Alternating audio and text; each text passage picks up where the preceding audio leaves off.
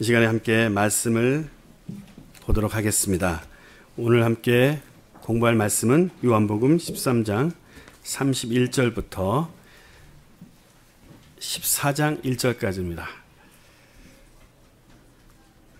요한복음 13장 31절부터 14장 1절까지입니다. 지난 수요일 날 요한복음 13장 17절부터 30절까지 공부를 하게 됐습니다. 반칙을 한 거죠. 원래 주일날 요한복음을 하는데 제가 사순절 기간 동안 남은 요한복음을 할 수 있는 것까지 많이 해봐서 그래서 부활절날 뒷부분을 마무리했으면 좋겠다 그런 생각이 들어서 수요일날도 같이 공부하게 됐습니다. 미리 말씀드리지만 부활 고난주간이 있는 부활주간에는 수요일, 목요일, 금요일 3일 동안 특별 저녁 집회가 있을 예정입니다. 그때도 계속 요한복음을 함께 공부하려고 합니다. 그래서 지난 수요일 날 마지막으로 공부했던 30절에 뭐라고 말씀하고 있냐면 가룟 유다가 예수님께서 주신 떡을 취하고 밖으로 나가니 밤이더라 이렇게 말하면서 바로 가룟 유다의 삶에 예수님으로부터 멀리 떨어졌을 때 인생의 밤이 온 것을 함께 나눴습니다. 이제 그 이후의 이야기입니다. 31절 말씀입니다. 그가 나간 후에 예수께서 이르시되 지금 인자가 영광을 받았고 하나님도 인자로 말미암아 영광을 받으셨도다. 만일 하나님이 그로 말미암아 영광을 받으셨으면 하나님도 자기로 말미암아 그에게 영광을 주시리라. 31절과 32절 말씀입니다. 요한복음에 계속 반복되는 주제, 아이디어 중에 하나가 무엇이냐면 하나님께서 영광을 받으신다는 표현입니다. 예수님께서 하나님께 영광 돌리는 데에 굉장히 많은 관심을 요한복음에서 표현하고 있고요. 또 요한복음에 계속 반복되고 있는 내용이 무엇이죠? 예수님께서 아버지께서 일하는 것을 보지 아니하면 일하지 않으신다. 또 아버지께서 말씀하지 않으시면 내가 말하지 않는다. 이런 계속 반복되는 내용들이 있다는 것을 여러분들이 요한복음을 1년 동안 공부하시면서 알아주셨을 것입니다. 근데 그 중에 하나 계속 반복되는 내용이 하나님께서 예수 그리스도를 통해서 영광을 받으시고 또 그러므로 인하여 예수님 또한 하나님을 통하여 영광을 받으신다라는 것이었습니다. 그 바로 12장, 한 장 전인 12장 27절에서 28절 말씀을 제가 읽어드리도록 하겠습니다. 아버지여 나를 구원하여 이때를 면하게 하여 주옵소서. 그러나 내가 이를 위하여 이때에 왔나이다. 아버지여 아버지의 이름을 영광스럽게 하옵소서 하시니 이에 하늘에서 소리가 나서 이르되 내가 이미 영광스럽게 하였고 또다시 영광스럽게 하리라 하시니 이렇게 말씀을 하십니다. 지금 이때를 면할 수 있겠습니까? 하지만 주님께서 내가 이때를 위해서 오게 하셨으니 그때에 주님이 영광스럽게 아버지를 영광스러운 그런 나의 사명을 마치게 하여 주시옵소서라고 말했을 때 하늘에서 음성이 들렸습니다. 내가 이미 영광을 받았다. 그리고 또 너를 영화롭게 할 것이다. 영광을 너에게 줄 것이다 라고 그렇게 말씀하시는 것입니다. 그리고 바로 오늘 본문인 13장에 그 12장에서 말씀하셨던 그때는 어느 때인지 여러분도 아시죠? 이때가 아닙니다. 썰렁했죠? 예. 그때는 어느 때입니까? hour. 바로 12장에 말했던, 바로 한 장 전에 말했던 그때가 이제 이 순간에 온 것입니다. 하나님의 때, 그 hour, 그것이 온 것입니다. 그래서 인자가 영광을 받았고 아버지도 인자로 인하여서 영광을 받게 될 것이다라는 순서를 좀 바꾸어서 말하고 있습니다. 12장에는 아버지의 이름이 영광스럽게 되므로 아버지께서 내가 이미 영광을 받았고 또다시 영광스럽게 할 것이다. 이렇게 말씀하셨는데 13장에는 순서를 바꿔서 인자가 영광을 받았고 아버지도 인자를 말미암아 영광을 받을 것이다 라고 말씀하십니다. 이제 가룟 유다의 배반, 비트레일이 있을 것입니다. 그리고 바로 예수님의 십자가 고난의 숨가쁜 여정이 막 이제 진행될 것입니다. 유다가 제사장들에게 예수님을 은 30에 팔았습니다. 그것으로부터 이제 예수님의 고난의 여정, 인류를 구원하는 구속사의 바로 가장 중요한 사건이 일어나는 것입니다. 바로 이것을 예수님께서는 영광을 받는다라고 표현한 것입니까? 왜 그렇습니까? 바로 그것이 아버지의 뜻을 이룬 일이기 때문입니다.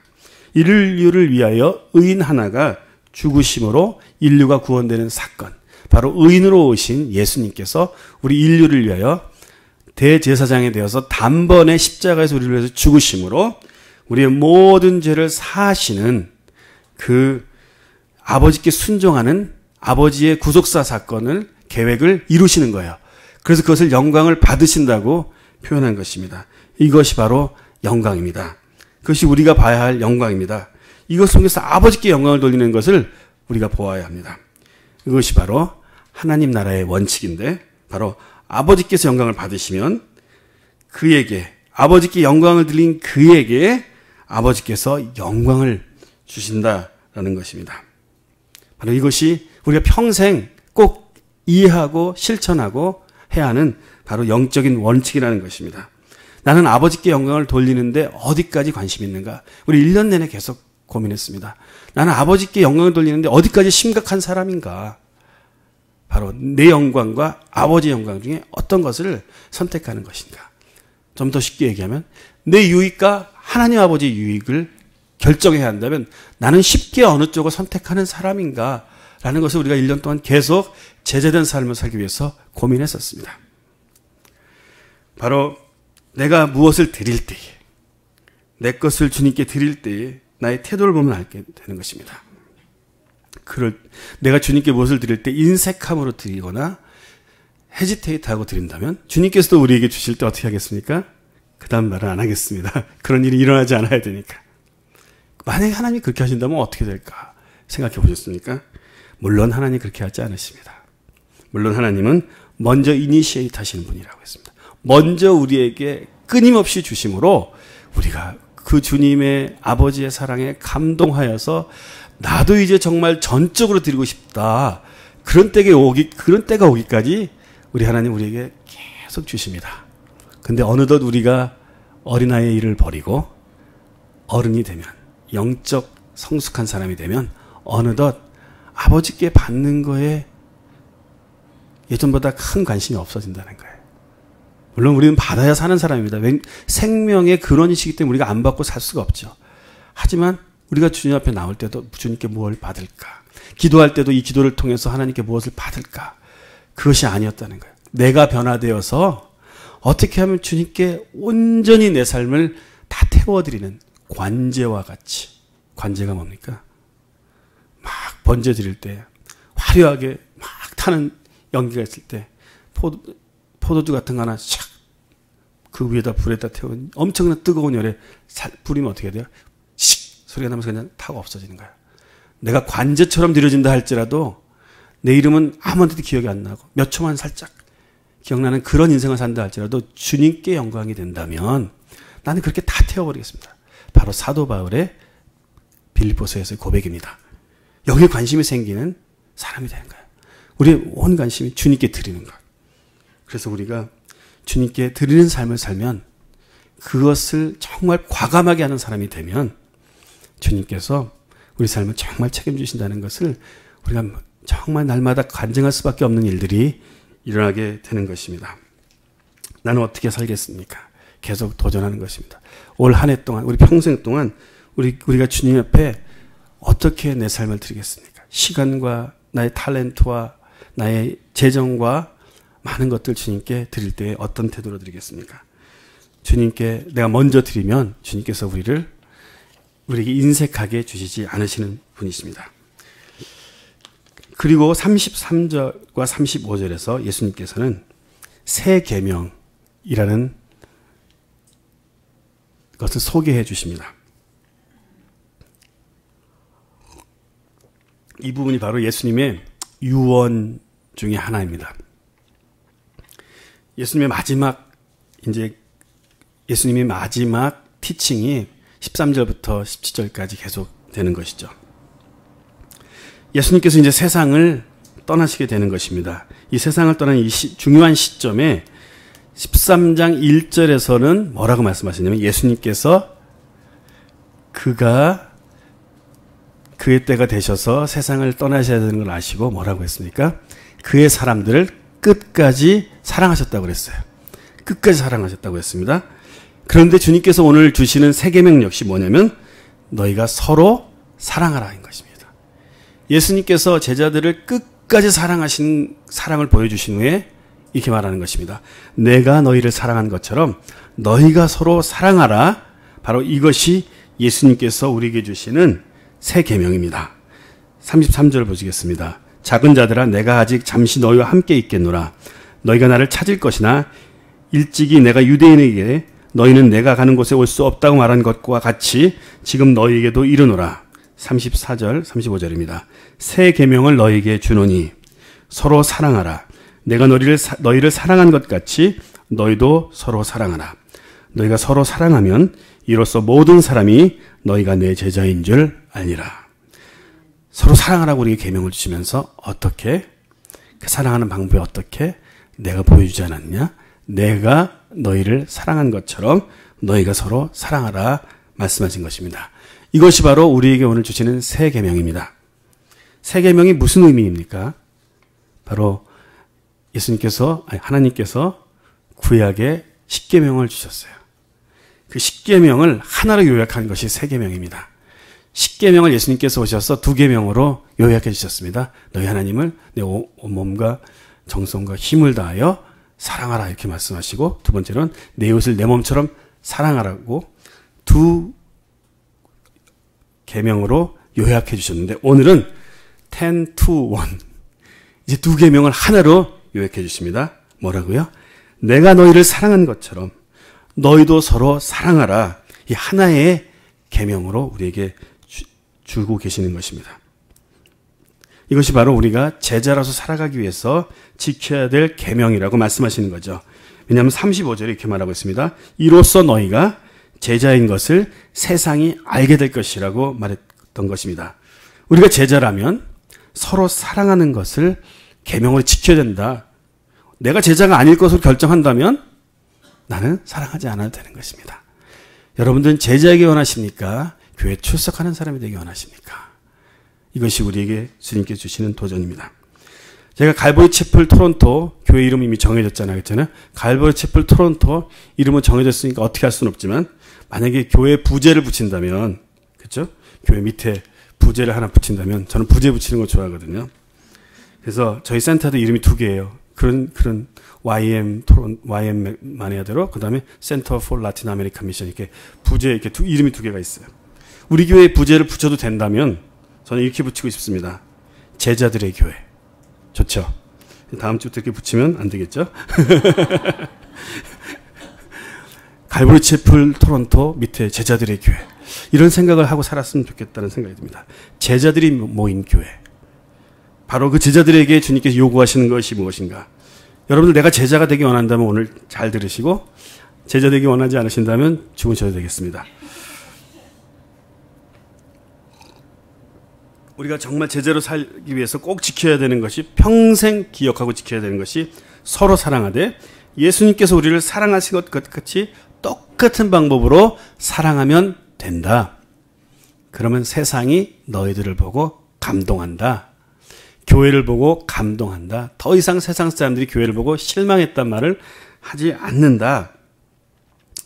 저는 제 치부를 잘 말하는데, 그런 말까지, 제가 어제 YM 캠퍼스에 가서 강의를 했는데, 제가 작년에 그 강의를 하면서 저희 부부의 부부싸움에 대한 비리를 얘기했었다네요. 저는 기억도 못하는데. 그러면서 학생들이 충격에 빠졌대요. 하나님과 친밀하다는 선교사님이 부부싸움을 저렇게 하시다니. 그래서 웃으면서 그걸 말해줘야 자기들이 싸울 때 절망하지 않죠. 왜냐면 세상 사람들은 목사님들 화장실 안 가는 줄 알잖아요. 그래서 이게 문제가 되는 거예요. 우리는 인간이기 때문에 실수하는 거예요. 제가 베드로보다 뛰어난 사람이겠어요? 베드로도 지금 오늘 실패하는 사건을 오늘 본문에 우리가 소개할 건데요. 그렇기 때문에 부부싸움 하게 되어 있습니다. 저를 째려보지 마십시오. 제가 부부싸움을 종종 했습니다.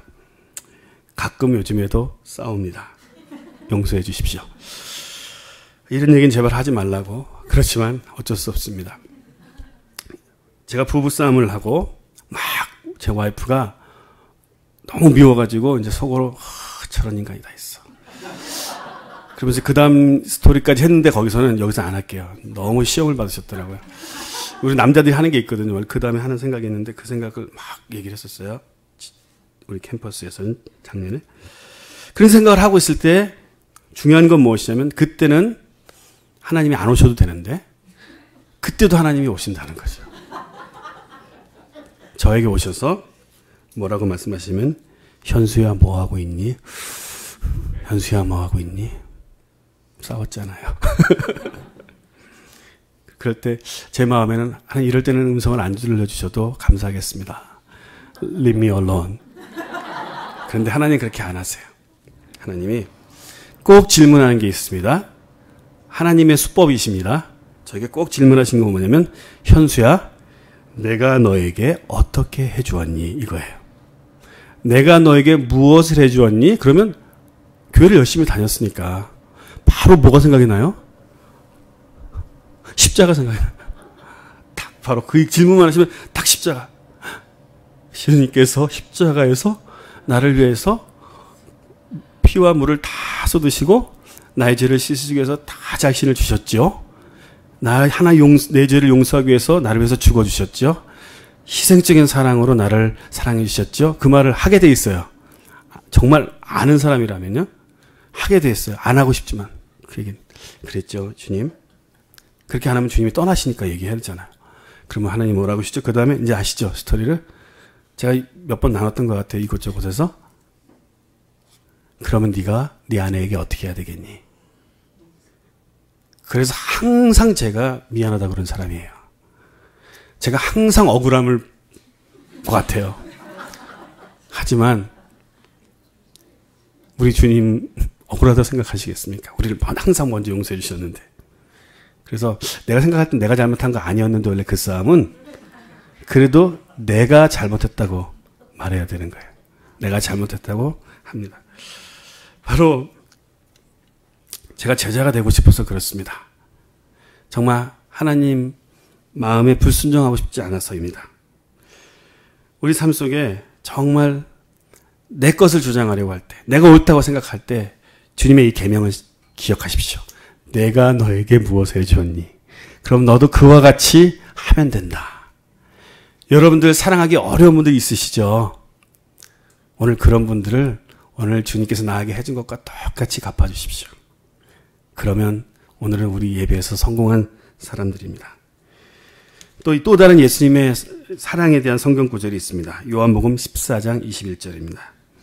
나의 계명을 지키는 자라야 나를 사랑하는 자니. 또 이제 심각한 문제에 우리가 걸렸습니다. 정말 하나님을 사랑하신다면 주님의 계명, 나의 새 계명을 지키십시오. 나를 사랑하는 자는 내 아버지께 사랑을 받을 것이요. 더 큰 문제가 생겼습니다. 하나님께 사랑을 받으려면 사랑하십시오. 나도 그를 사랑하여 그에게 나를 나타내리라. 여기서 나의 계명은 무엇인지 금방 배우셨습니다. 주님께서 주신 새 계명입니다. 내가 너희를 사랑한 것처럼 너희도 서로 사랑하라. 이것을 지켜야 합니다. 혹시 하나님의 사랑이 잘 느껴지지 않으십니까? 그럴 때가 있잖아요. 하나님의 사랑이 잘 안 느껴져요. 어떤 분들 호소하는 게 뭐냐면 하나님이 안 느껴져요. 하나님이 친밀하게 느껴지잖아요. 하나님은 하늘 위에 계시고 멀리 계신 분 같이 느껴져요. 그런 호소, 그런 질문이 있는 분들이 있으시다면 오늘 교회에 잘 오셨습니다. 그 해결책을 오늘 성경에서 말하고 있습니다. 뭐라고 말하냐면 제가 금방 읽어드렸죠. 나의 계명을 지키는 자라야 나를 사랑하는 자니 나를 사랑하는 자는 내 아버지께 사랑을 받을 것이요 나도 그를 사랑하여 그에게 나를 나타내리라. 바로 하나님께서 주신 계명인 서로 사랑하기를 시작해 보십시오. 서로 사랑하기를 주변에 사랑하지 않았던 사람 사랑해 보이기 시작하십시오. 그때 여러분들에게 예수님께서 약속하셨습니다. 아버지께서 너에게 사랑을 주실 것이다. 그때 바로 그동안 느껴지지 않았던 하나님이 나를 사랑한다는 사실이 느껴질 거예요. 그것이 바로 삶의 선물로 여러분들에게 오기 시작하실 것입니다. 드라이했던 인생이 갑자기 사랑이 많은 행복한 우리 가정, 막 이런 얘기가 나오기 시작하는 것입니다. 또 한 가지 선물을 주셨는데 무엇이냐면 자기 자신을 나타내 보이시겠다 이렇게 말씀하셨습니다. 하나님을 우리에게 보여주신다? 이런 약속을 주신 것입니다. 또 15장 13절에서 14절에 보면 또 다른 선물이 있는데 다 같은 아이디어입니다. 사람이 친구를 위하여 자기 목숨을 버리면 이보다 더 큰 사랑이 없나니 너희는 내가 명하는 대로 행하면 곧 나의 친구라. 우리가 서로 사랑하면 하나님께서 우리를 친구로 불러주시는 선물을 주신다는 것입니다. 친구로 호칭해 주시겠다고. 바로 하나님께서 우리에게 친밀감을 선물로 주시겠다 말씀하신 것입니다. 우리가 서로 사랑하면 하나님의 사랑을 선물로 주십니다. 서로 사랑하면 하나님께서 자신을 보여주시는 기적이 일어납니다. 서로 사랑하면 하나님이 우리를 친구라고 불러주신다는 것입니다. 하나님 친구 삼아 보십시오. 굉장히 좋은 겁니다. 저는 가끔 CD 틀고 다니다가 사람들한테 자랑해요. 여기 집 이 CD에 연주하는 이 사람이 내 친구예요. 이렇게 자랑해요. 그 어떤 복음성가 가수들 안 것만 해도 내 친구라고 해서 자랑하는데 성경을 쓰신 우주를 창조하신 하나님이 내 친구다. 그보다 더 큰 소유는 없지 않습니까? 아버지 내 삶의 모든 것 대신 나의 소유이신 그분은 우리 삶에 정말 액티베이트하게 정말 느껴지는 그런 일이 일어나는 것입니다. 이 주님께서 고난받으신 고난과 부활을 기다리는 이 40일간의 기간을 사순절이라고 말을 합니다. 이 사순절 동안 우리가 기억해야 되는 것, 꼭 지켜야 되는 것이 무엇이냐면 새 계명을 내 삶 가운데 얼마나 깊이 지키려고 하는가, 내 삶에 새 계명이 얼마나 깊이 자리 잡아 있었나라는 점검과 도전을 해봐야 되는 것입니다. 교회 역사 속에는요, 얼마나 많은 싸움과 증오가 있었는지 모르겠습니다.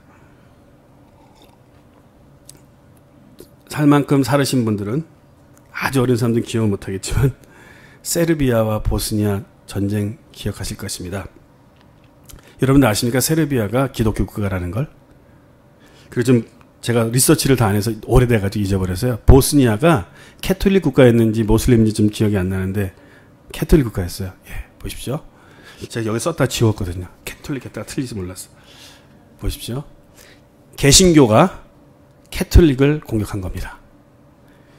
세르비아는 개신교인데 힘이 많아요. 인구가 많아요. 인종 청소를 하겠다 그랬어요. 무서운 사람들이었어요. 그 대통령 생각나시죠? 우리 인종 청소를 하겠다 우리가. 그래서 캐톨릭이라는 종자를 없애겠다. 이게 기독교 이름으로 한 것입니다. 멀리 십자군 전쟁 그건 캐톨릭 했다고 우리가 막 또 핑계 대잖아요. 그렇게 한다 할지라도 가깝게 기독교인 하나님을 믿는다는 기독교 국가가 그런 엄청난 죄를 저질렀습니다. 이것이 바로 새 계명을 알지 못하기 때문에. 하나님을 압니까? 하나님을 모르는 거죠. 증오와 싸움으로 상대방 민족에 대해서 죽이겠다 이렇게 말했던 일이 기독교 역사 안에 있었습니다. 하나님을 얼마나 슬프게 하는 일이니까. 그런데 우리가 이런 얘기 할 때는 맞아 이렇게 소름이 끼치면서 그러면서 어떻게 그런 일을 이렇게 하지만 사실 우리 안에 남을 죽이는 똑같은 일이 있습니다. 남을 판단하고요. 내가 잘났다고 우쭐대고 우리 교회가 최고라고 말하면 그것은 교만입니다. 그런 교만은 남을 판단하는 일은 똑같은 죄에 행하는 것입니다. 또 교회 안에서 나와 생각이 다르다고, 나하고 말투가 다르다고, 나하고 출신이 다르다고. 전 전라도 전주 출신인데 경상도 저는 부산 친구들을 좋아해요. 나와 달라서 말이 세서 전 좋아해요. 너무 멋있지 않아요? 남자들이 경상도 말을 하면 우리 전라도 사람들은 우리는 되게 부드럽거든요. 말투가. 아닌가요? 예. 전주 사람들은 그래요. 말이 좀 부드러워요. 남도 분들은 어떠신지 모르겠는데. 근데 저 사람 말투가 마음에 안 들어. 어쩌자는 거예요? 그 말을 하고 자랐는데. 이렇게 서로의 다른 거. 심지어는 말이 많다고 싫어하고요. 저 사람은 말이 많아. 저 사람 말이 적어. 어쩌라는 거야? 말을 하라는 거야, 말하는 거야. 이런 우리는 서로 다름을 용납하지 못하는 사탄의 정죄가 우리 안에 있어요. 선악과를 먹는 순간부터 판단하기 시작한 거예요. 아기 때부터. 옳고 그른 거. 바로 이것이 세르비아 사람들이 보스니아 죽인 것과 뭐가 다를 수 있겠습니까? 우리가 주님 앞에 내가 정말 세 계명을 진지하게 지키려고 하는가? 진지하게 우리 자신들을 돌아보는 사순절 시간이 되기를 바랍니다. 이제 36절에서 38절에서는 베드로의 부인 사건이 나옵니다. 베드로의 와이프가 아니라 디나이얼입니다. 시몬 베드로가 이르되 주여 어디로 가시나이까? 예수께서 대답하시되 내가 가는 곳에 내가 지금은 따라올 수 없으나 후에는 따라오리라. 지금 34절에서 35절에서 서로 사랑하라는 세 계명을 말씀하시고 바로 베드로가 그 다음에 하는 말입니다. 베드로가 혹시 예수님께서 말씀하신 세 계명에 크게 관심이 없었던지 아니면 그 말씀에 리스판드 하기에는 지금 33절에 하셨던 말씀이 너무 지금 자기에게 너무 중요해서 심각해서 지금 그거 예수님 말씀 끝나기 기다렸다가 예수님께서 33절에서 말씀하셨던 거에서 다시 질문해 보이는 것입니다. 거기에 더 큰 관심이 어쨌든 있었던 것 같습니다. 33절에 예수님께서 떠난다는 말씀을 하신 거죠. 그럼 내가 떠나는데 너희가 내가 가는 곳에 올 수는 없다라고 말씀하신 것입니다. 이 말에 베드로가 뭐라고 말합니까? 예수님, 나 예수님 따르겠습니다. 37절에 보면 베드로는 예수님의 죽음에 대해서 말하고 있었던 것을 알았던 것 같습니다. 베드로가 그냥 모르고 말하는 것이 아니라 예수님이 이제 죽으실 것이라고 말씀하신 걸 알았던 것 같습니다. 그리고 실제로 예수님께서 말씀하시기 너희가 지금은 나를 따라오지 못하나 훗날에는 따라올 것이라고 말씀하신 것처럼 오늘 요한복음을 쓴 저자인 요한을 제외한 모든 제자들은 실제로 예수님과 같이 고난의 순교를 당했던 제자들입니다. 그 중에 베드로는 어떻게 순교당했다고 우리가 구전을 통해서 알고 있습니까? 바로 그가 처형당해야 되는 그 순간에 그를 십자가에 못 박으려 하자. 너 예수교냐? 너희 십자가 종교냐? 그럼 너도 십자가에 죽어라고 말할 때 베드로가 말하기를 내가 예수님처럼 십자가에 바로 박혀서 죽을 그런 다시 말씀드리겠습니다. 그 영화로우신 존귀하신 예수님이 돌아가신 방법으로 고난당하신 방법으로 내가 고난당할 만한 가치가 저에게 없습니다. 그 죽는 순간에도 엄청난 베드로의 고백입니다. 그래서 베드로는 거꾸로 못 박혀서 처형당했다고 구전을 우리가 알고 있습니다. 이와 같이 모든 제자들은 결국에는 예수님 말씀하신 대로 예수님을 따라갔지만 지금은 아니라고 예수님께서 말씀하셨습니다.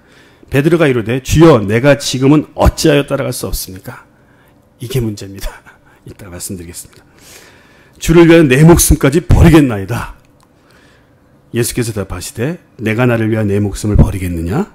내가 진실로 진실로 내게 이르노니 닭 울기 전에 내가 3번 나를 부인하리라. 예수님을 따르기 위해서 내 목숨까지 버리겠다라고 말하는 이 베드로가 엄청난 고백을 했습니다. 거기에 대해서 예수님께서 잘하였다. 네 말 들으니 참 도움이 된다. 참 격려가 된다. 나와 함께 가자 이렇게 말씀하지 않으셨습니다. 그 고백 뒤에 예수님께서 바로 말하기를 닭이 3번 울기 전에 내가 나를 부인할 것이라고 말씀하신 것입니다.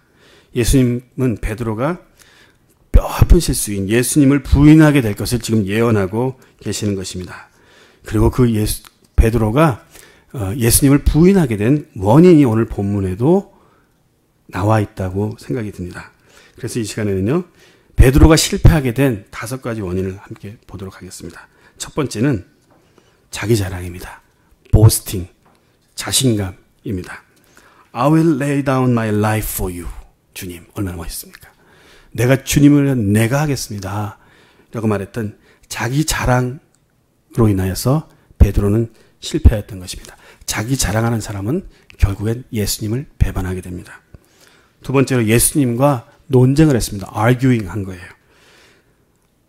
베드로가 이르되 주여 내가 지금은 어찌 따라갈 수 없습니까? 예수님이 지금 따라갈 수 없다고 말하면 지금은 따라갈 수 없는 것이구나. 그렇게 말하면 되는 거예요.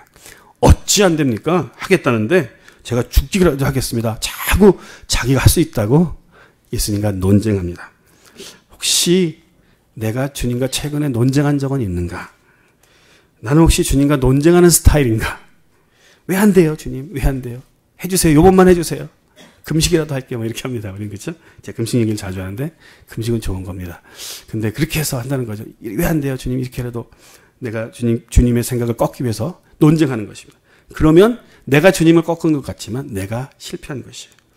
예수님과 논쟁하면 실패합니다. 예수님과 논쟁하면 예수님을 부인하는 삶을 살게 되어 있습니다. 세 번째로는 마태복음 26장 40절에서 41절 말씀에 나오고 있습니다. 예수님께서 베드로에게 또 제자들에게 세 제자만 같이 감람산에 갔다고 말했습니다.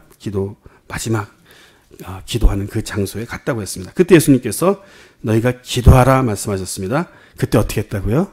지난 수요일날 우리가 같이 봤습니다. 그때 베드로는 잠들었습니다. 그래서 예수님께서 세 제자들에게 다시 오셨을 때 말씀하시기를 제자들에게 오사 그 자는 것을 보시고 베드로에게 말씀하시되 너희가 나와 함께 1시간 동안도 이렇게 깨어있을 수 없더냐. 시험에 들지 않게 깨어있어 기도하라. 바로 예수님께서 말씀하셨던 시험에 들지 않게 깨어있어 기도하라고 하신 말씀이 많은 성경학자들이 보기엔 바로 베드로가 부인하게 될 그 시험을 미리 말씀하신 것이다 라고 생각하십니다.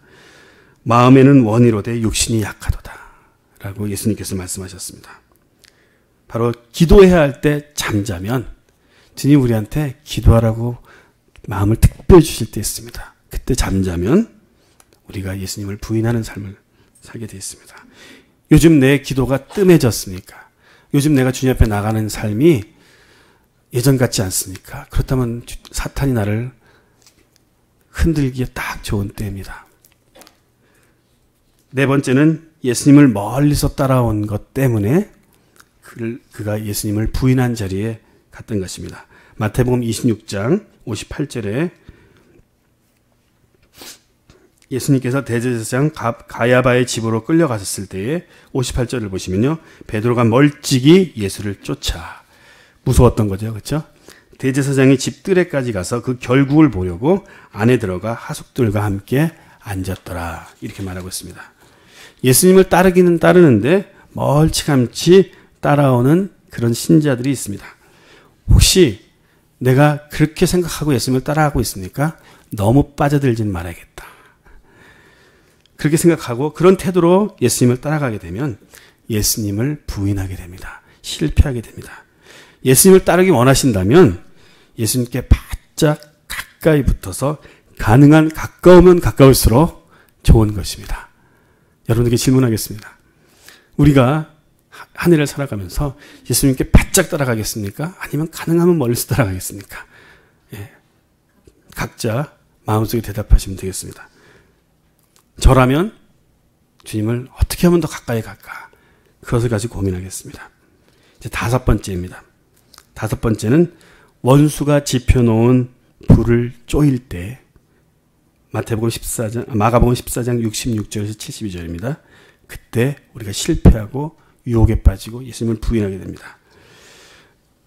베드로는 아랫뜰에 있더니 대제사장의 여종 하나가 와서 베드로가 불 쬐고 있는 것을 보고 주목하여 이르되 너도 나사렛 예수와 함께 있었도다 하거늘 베드로가 부인하여 이르되 나는 내가 말하는 것이 무엇인지 알지 못하고 깨달지도 못하겠노라 하며 앗둘러 나갈새 요종이 그를 보고 곁에 서 있는 자들에게 다시 이르되 이 사람이 그 도당이라 하되 또 부인하더라. 조금 후에 곁에 서 있는 사람들이 다시 베드로에게 말하되 너도 갈릴리 사람이니 참으로 그 도당이니라. 그러나 베드로가 저주하여 맹세하되 나는 너희가 말하는 이 사람을 알지 못하노라 하니 닭이 곧 두 번째 울더라. 이에 베드로가 예수께서 자기에게 하신 말씀 곧 닭이 두 번 울기 전에 내가 세 번 나를 부인하리라 하심이 기억되어 그 일을 생각하고 울었더라. 이렇게 마가복음 14장에 말씀하고 있습니다. 바로 베드로는 어디에서 예수님을 부인했던 것입니까? 바로 베드로는요. 세상이 만들어 놓은 불, 원수가 지펴놓은 불에 자신을 따뜻해 주는 곳으로 생각하고 그곳에 불을 쬐고 있었던 것입니다. 하나님의 자녀가 이전에 자기가 세상에서 놓고 왔던 곳을 그것을 따뜻하다고 생각해서 돌아가기 시작하면 세상이 놓은, 원수가 놓은 불에 손을 떼려고 하면 약간의 흥분과 즐거움을 주는 곳이겠지만 그것에 돌아가서 나에게 무엇을 채우고 하려고 할 때, 그것에서 위로와 안식을 받으려고 할 때 원수의 트랩에 빠지게 되는 것입니다. 그래서 원수가 불펴놓은 것, 그곳에 우리가 가까이 가면 안 되는 것입니다. 이렇게 5 가능성, 베드로가 예수님을 부인하게 된 5가지 원인에 대해서 말씀을 나눴습니다. 바로 이 모든 시작은 베드로의 자기 확신과 우쭐대는 마음, 자랑하는 마음, 보스팅 하는 마음으로부터 시작된 것입니다. 37절을 다시 기억해 보십시오. 주여, 내가 지금은 어찌하여 따라갈 수 없나이까? 주를 위하여 내 목숨을 버리겠나이다. 이 말씀에 예수님께서 그에게 말하기를, 내가 나를 위하여 내 목숨을 버리겠느냐? 내가 진실로 진실로 내게 이르노니 다 굴기 전에 내가 3번 나를 부인하리라.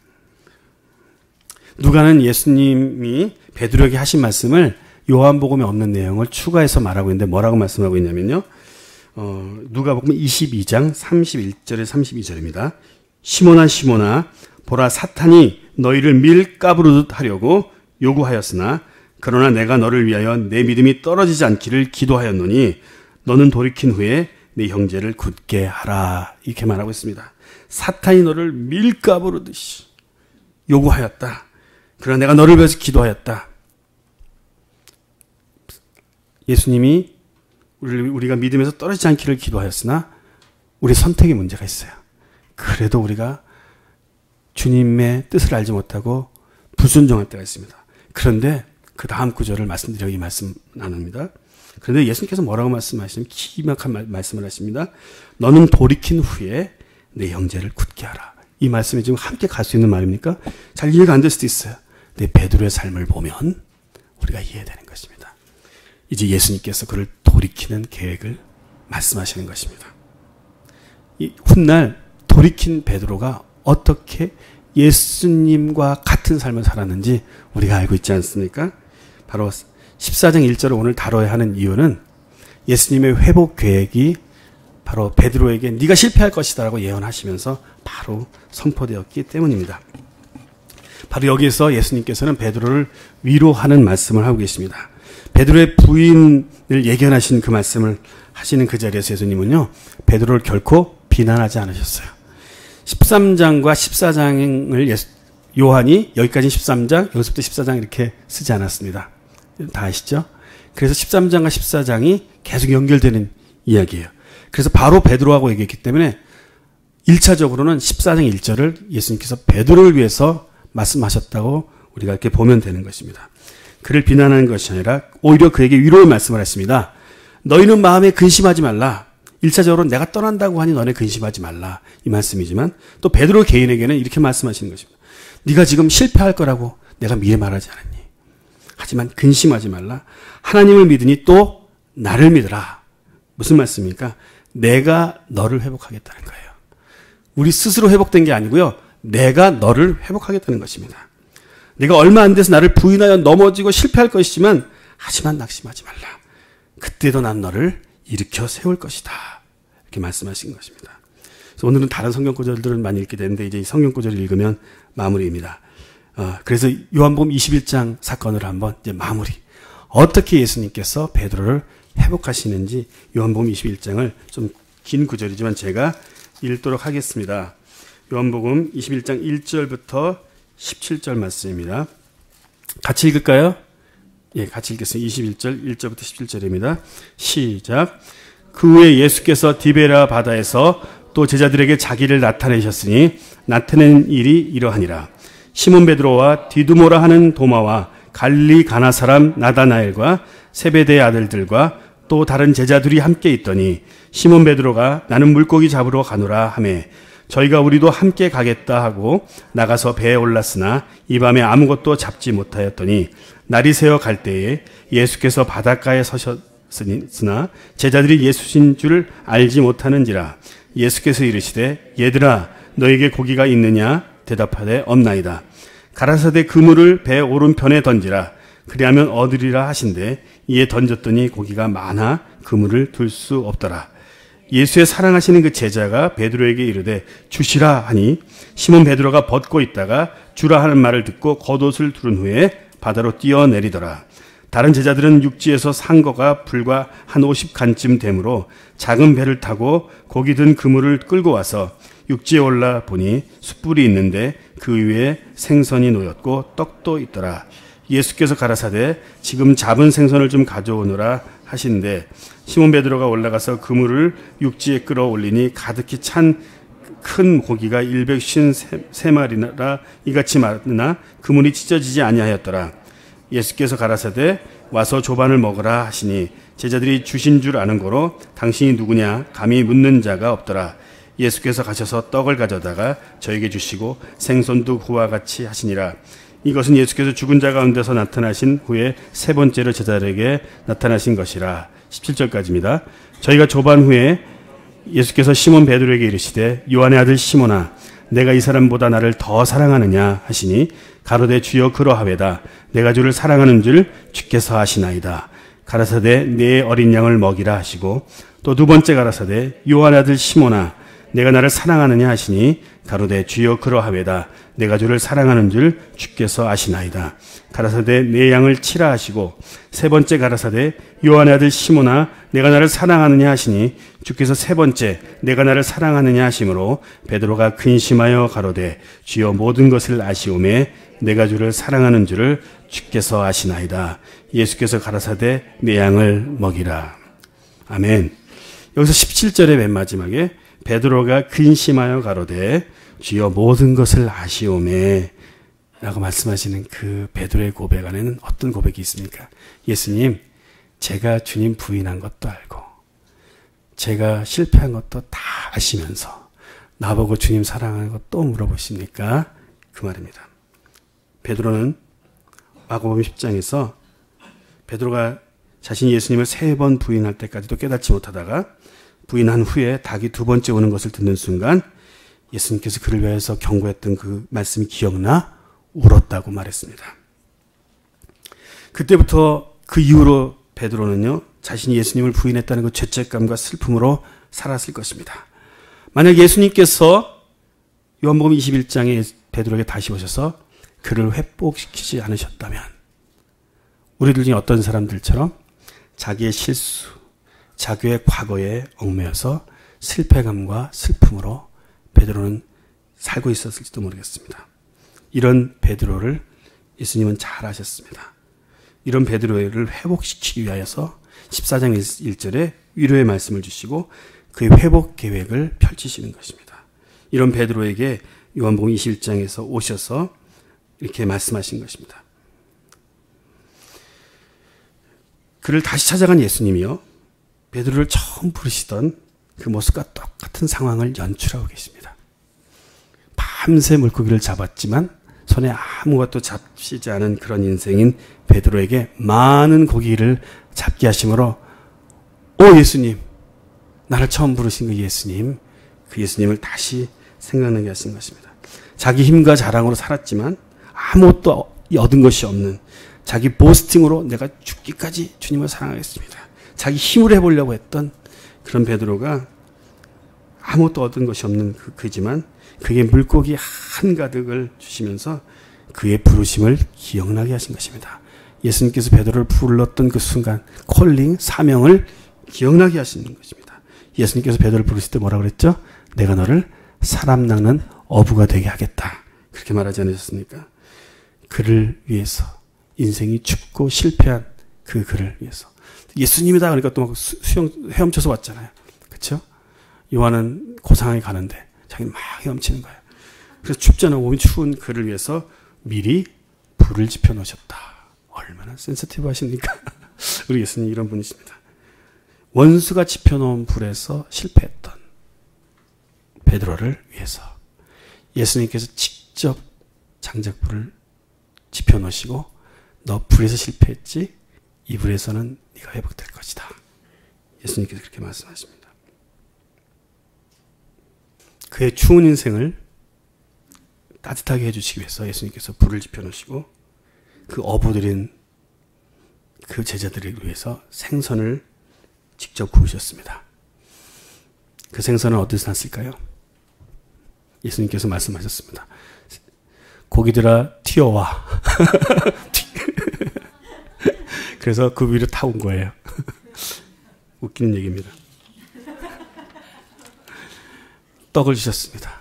오늘 우리가 떡과 잔을 나눈 것처럼 예수님이 그 제자들에게 또다시 제자들에게 최후의 만찬에서 떡과 잔을 나누셨던 그 사건을 기억하시면서 내가 너의 먹어야 될, 평생 먹어야 될 양식이다 보여주기 위해서 떡을 구워주셔서 밤새 밥도 못 먹고 지금 그 물고기 어업하는데 실패한 그들에게 떡과 생선을 주시면서 그들을 정죄하지 않으시고 회복하시는 일을 하신 것입니다.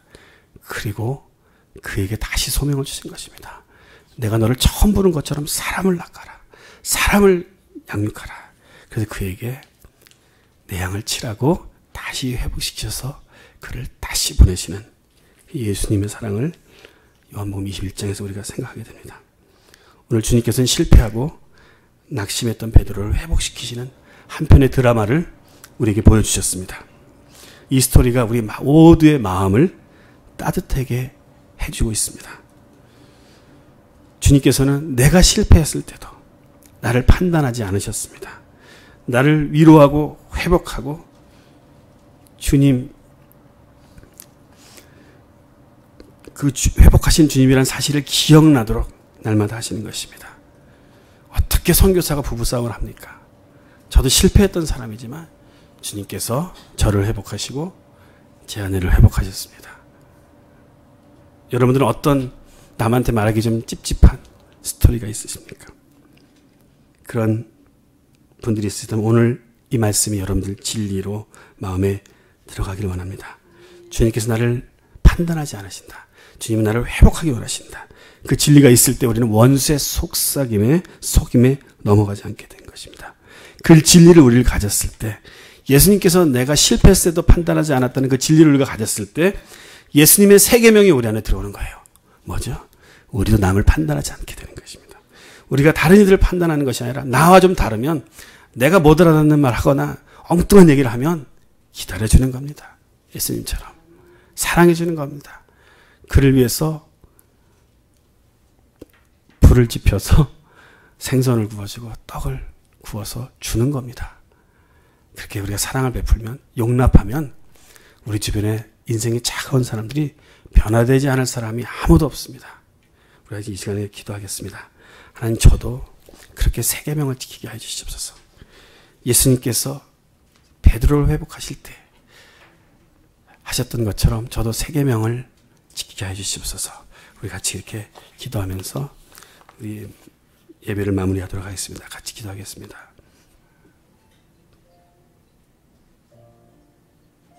회복이 필요한 분들이 있으시다면 주님께 나아가시면서 주님, 제 병든 마음을 회복하셔서 사랑하고 용납할 수 있도록 제 마음을 만들어 주시옵소서. 이렇게 기도하시고 아직까지 용서하지 못할 사람이 생각이 난다면, 내가 아직도 판단하고 있는 내가 싫어하는 사람이 생각이 난다면 주님, 제가 예수님처럼 하게 해주십시오라고 기도하며 나가겠습니다.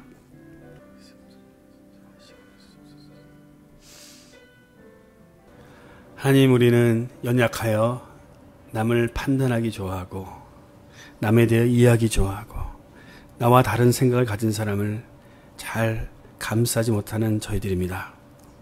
나에게 아픔을 줬던 사람들을 용서하기 어려워하는 사람들입니다. 하지만 오늘 주님께서 어떻게 자신을 부인하였던 베드로를 회복시키는가, 그 감동적인 드라마를 보여주신 것처럼 지금 우리도 예수님으로부터 세 계명을 배우게 해주시옵소서. 내가 너희를 사랑한 것처럼 서로 사랑하라. 그리하면 세상이 너희가 내 제자인 걸 알 것이라고 말씀하신 그 말씀의 도전을 가지고 주님 나아가겠사오니 저희 힘이 되어 주시옵소서. 저희가 서로 사랑함으로 하나님의 사랑이 더 많이 느껴지는 그런 저희가 되게 하시고 하나님의 친밀감과 하나님의 친구됨을 저희가 경험하는 저희가 될 수 있도록 함께해 주시옵소서. 오늘도 예배 가운데 함께하신 주님께 감사드리고 예수님의 이름으로 기도합니다. 아멘. 자리에서 일어나셔서 들으신 말씀을 기억하시면서 주기도문성으로 예배를 마치도록 하겠습니다.